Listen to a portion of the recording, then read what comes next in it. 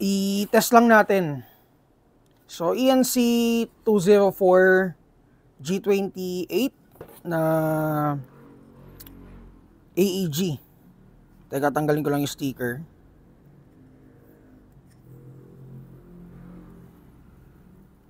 Ayan. Ito siya guys. DE, color DE or dark earth.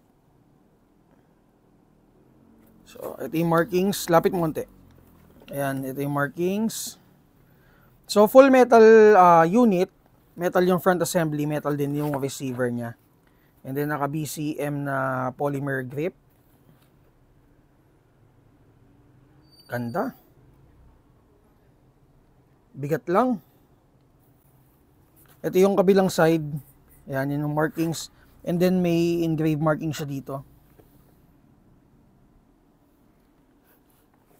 Yung selector, ambi. Pati yung ano, ay hindi. So, yung magazine release niya, ayan. Itong pabilog. And then, bolt release working. So, pag kinasa siya, ganyan. And then, papipindot mo dito. Ayan. So, may HK markings dito. And then, metal yung charging handle niya. Front sights. So, naka-integrate siya dun sa mismong handguard. Ito, adjustable to. So, right, left, ayan. And then, di ko sure kung anong pangalan nitong or tawag dito sa flash hider na ganito. And then, may side rails na for attachment.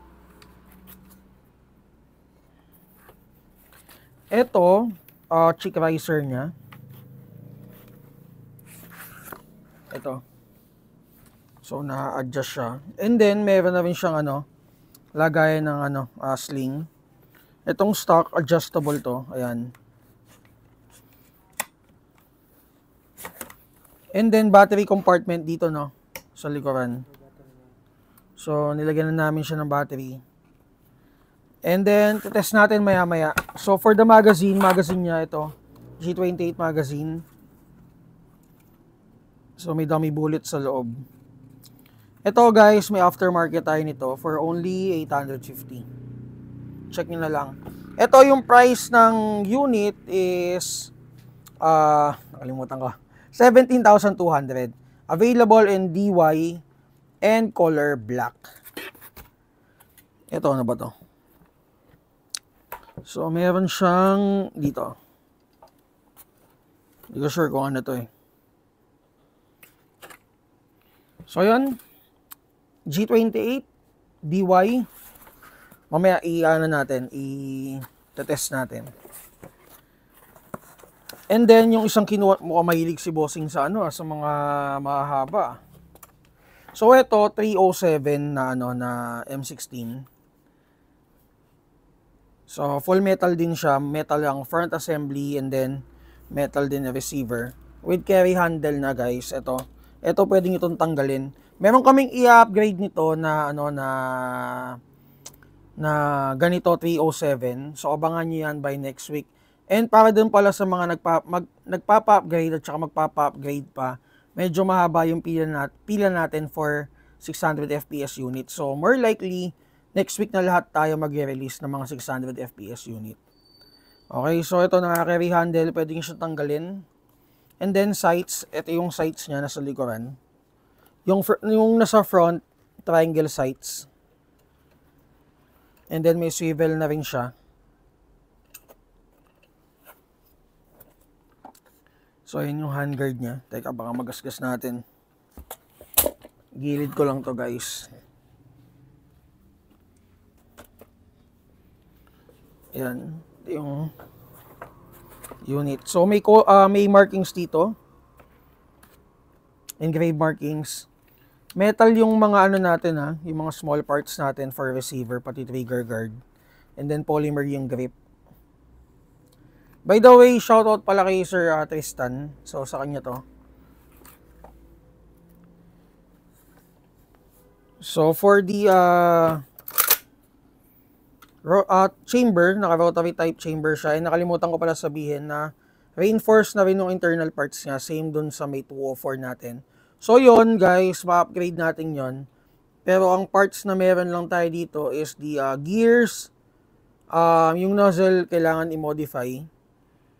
Nung nag-upgrade kami na last nun, ano naman, pumalo naman siya ng 580 FPS. Ang pinalitan lang namin inner barrel, nozzle at saka gears. So at saka spring, syempre nagpalit din tayo. Okay, so kung naghahanap kayo ng ng parts or kung iniisip niyo mag-upgrade ng 204 G28 nyo, punta lang kayo dito sa store. May mga parts tayo niyan. And then naka-fixed butt stock pala siya. Ito kasya dito 2.2 LiPo. So if ever na mag-upgrade kayo, hindi na tayo mahihirapan na magpasok dito ng mas malaking capacity na battery. So may swivel na rin dun sa stock niya. Haba. Ayan. So tetest natin, check natin kung ilang FPS. And at the same time, ayun, quality checking tayo for the unit. Kasama niya pala sa box is itong 300 rounds na metal magazine.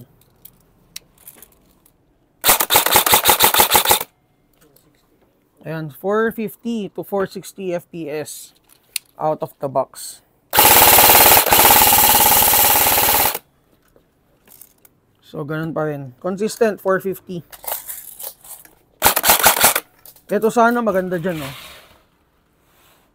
Meron kami ditong sinadjust kay boss, eh. Sana yun? Ito pala. Yung short mag natin, eh, no? Ganyan dapat. Yan. So, ano to? EN7 ang brand niya. Sorry, Battle Axe na short magazine. ENC 307. Price nito is 13,007. 13,000. May kasama ng LiPo battery at saka charger.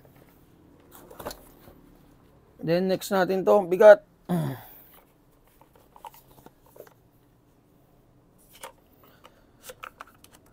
So wala pala tayong video kahapon ng daily vlogs natin. Kaya nung nakita ko tong hinahanda, sabi ko ito na lang yung i-video natin kasi wala pa tayong video ng ng G28. Sige. Test natin. So medyo mas mahina pa to. Auto. Ayan, ito nasa 430 FPS out of the box. Upgradable Parehas to upgradable. Pwede natin i-upgrade ng 550 FPS pataas. So again, G28 204DY, makikita nyo to sa Google Drive natin.